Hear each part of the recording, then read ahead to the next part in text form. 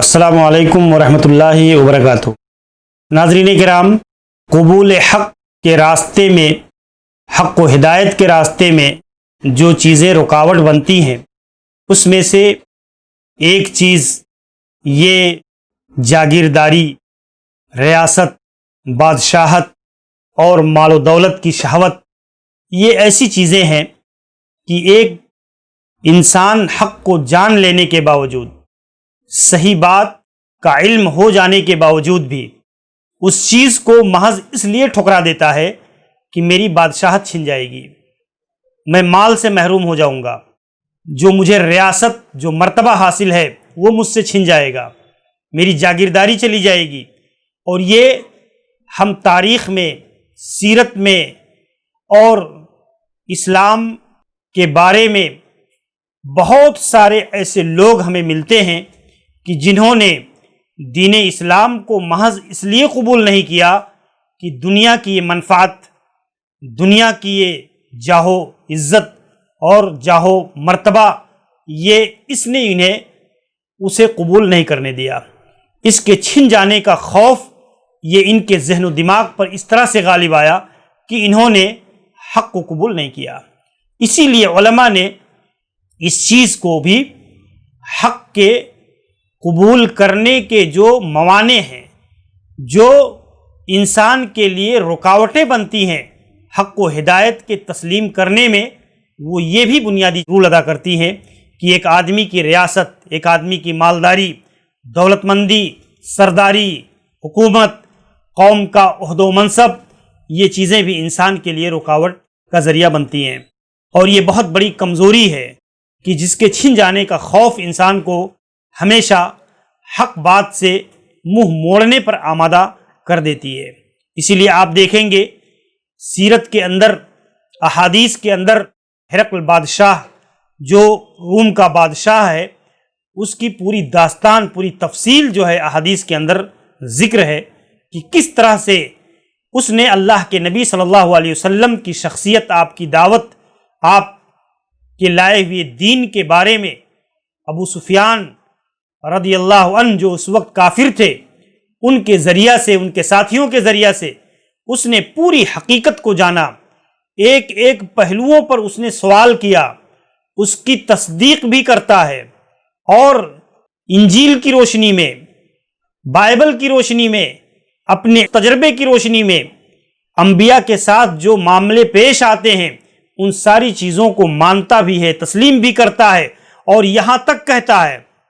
فَإِن كَانَ مَا تَقُولُ حَقًّا، جو تم نے کہا ہے اگر حقیقت میں وہ سچ ہے، صحیح بات تم نے کہی ہے، فَسَيَمْلِكُ مَوْضِعَ قَدْمَيَّ هَاتَيْنِ، تو وہ نبی میرے ان دونوں قدموں کی جگہ کا مالک بن جائے گا، اور وہ اسے بھی، ہمارے شہر کو، ہمارے ملک کو بھی فتح کر لے گا۔ وَقَدْ كُنْتُ أَعْلَمُ أَنَّهُ خَارِجٌ، اور میں جانتا ہوں کہ وہ عن قریب نکلنے والا ہے، وہ آنے والا ہے۔ لَمْ أَكُنْ أَظُنُّ أَنَّهُ مِنْكُمْ، لیکن مجھے یہ علم تو تھا کہ وہ نبی کی بعثت ہونے والی ہے، لیکن میں یہ نہیں جانتا تھا کہ وہ تم لوگوں میں پیدا ہونے والا ہے، وہ نبی تمہاری قوم سے ہے۔ آپ دیکھیں فَلَوْ أَنِّي أَعْلَمُ أَنِّي أَخْلُصُ إِلَيْهِ لَتَجَشَّمْتُ لِقَاءَهُ وَلَوْ كُنْتُ عِنْدَهُ لَغَسَلْتُ عَنْ قَدَمِهِ، اور اس نے والہانہ جذبات کا اظہار کیا کہ اگر میں اس کے پاس جا سکتا اور اس کے لیے اپنے آپ کو قربان کر سکتا، اس کے کام آ سکتا، تو میں ضرور اس نبی سے ملاقات کرتا اور اس کے پاس جا کر اس کے قدموں کو دھلتا میں، اور لغسلت عن قدمہ، اس کے قدم کو دھو دیتا۔ تو آپ دیکھیں یہ اس نے اپنے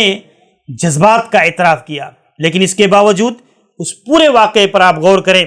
کہ جب ہرقل نے اپنی قوم کے سامنے، اپنے حکومت کے اہلکاروں کے سامنے جب اس بات کو رکھا اس نے اور اس دعوت کو پیش کیا، تو قوم نے جو ہے اس کا معارضہ کیا، اس کی مخالفت کی اور اس سے اعراض کیا، اس بات اور اس دعوت کے قبول کرنے سے اعراض کیا۔ تو ہرقل کو اپنی کرسی، اپنی بادشاہت یہ خطرے میں نظر آئی۔ ساری حقیقت کو پہچاننے اور جاننے کے باوجود بھی اس نے اللہ کے نبی صلی اللہ علیہ وسلم پر ایمان لانے سے اعراض کیا، اور وہ حق بات کو قبول نہ کر سکا محض اس لیے کہ اس کی کرسی چلی جائے گی، اس کی بادشاہت چھن جائے گی۔ اسی لیے آپ دیکھیں، انی قلت مقالتی آنفا اختبر بہا، جب قوم برگشتہ ہو گئی اس کے خلاف تو اس نے کہا نہیں میں تو اس لیے کہہ رہا تھا تم کو کہ تم جو ہے تم کو آزما سکوں، تم کو دیکھ سکوں کہ تم اپنے دین میں کتنے مضبوط اور مستحکم ہو جو ہے۔ اور پھر اس طریقے سے فقد رأیت فسجدوا لہ ورضوا، تو قوم جو ہے سارے لوگ راضی ہو گئے اور اس کی بات کو انہوں نے تسلیم کر لیا۔ تو آپ دیکھیں اس راستے میں یہ رکاوٹ کی بنیادی وجہ بادشاہت، سرداری اور حکومت کے چھن جانے کا خدشہ اور خطرہ، یہ بہت بنیادی چیز ہے۔ آپ دیکھیں کہ عموماً جو ہے کہ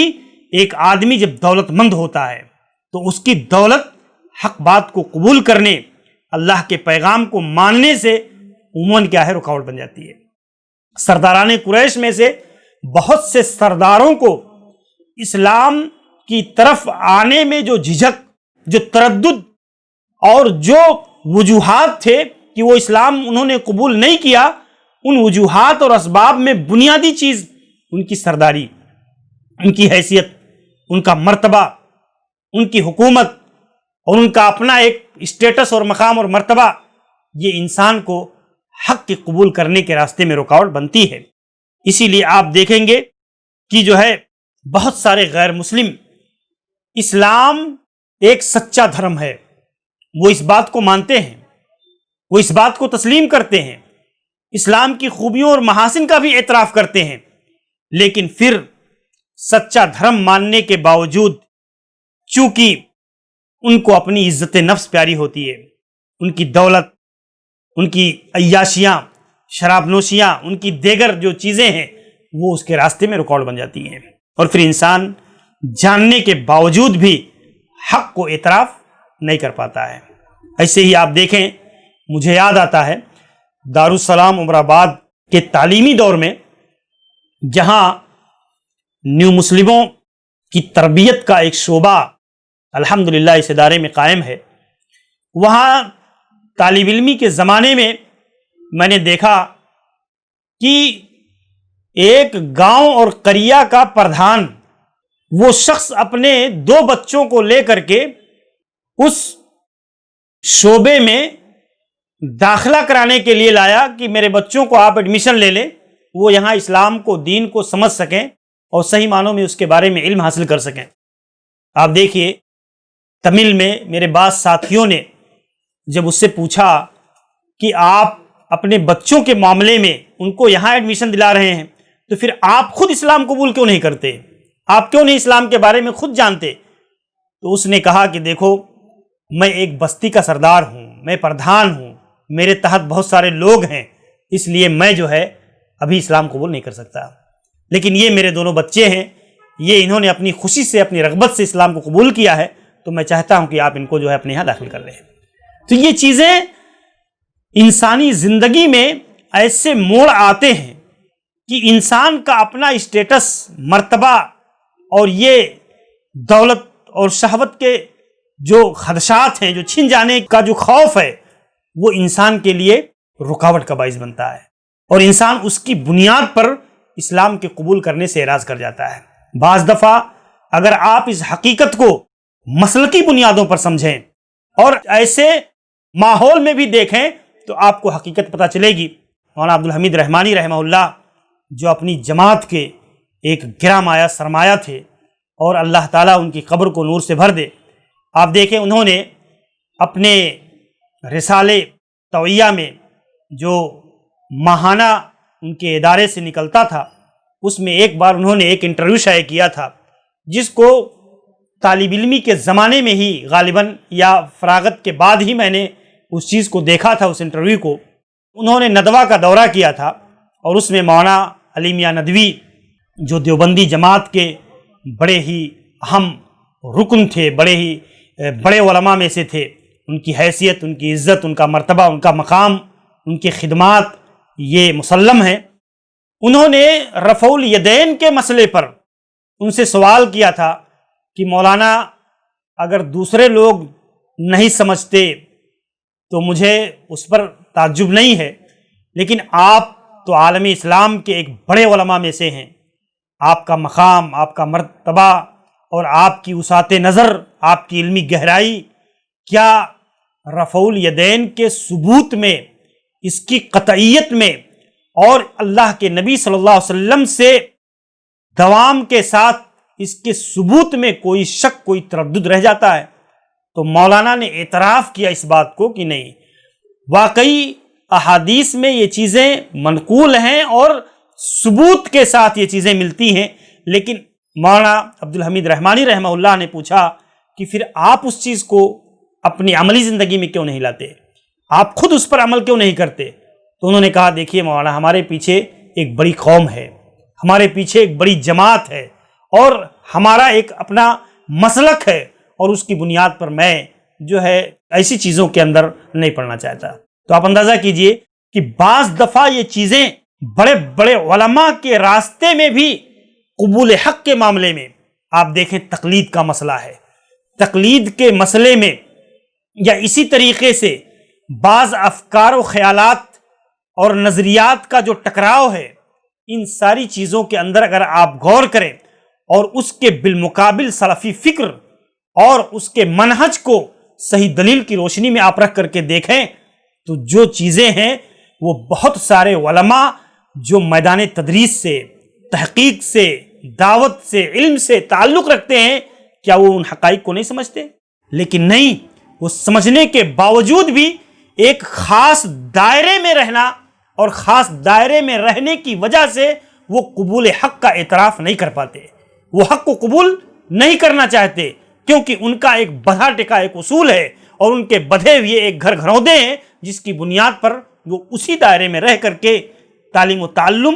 ارشاد، دعوت اور ساری چیزوں کو انجام دیتے ہیں۔ یہ ایک کڑوی سچ ہے، حقیقت ہے، جس کا اعتراف ہمیں کرنا پڑتا ہے کہ آج کے ماحول میں، معاشرے میں، حالات میں ہمیں یہ پہلو بھی علماء اور دعات کو سامنے رکھنا چاہیے کہ بعض دفعہ ایسی چیزیں بھی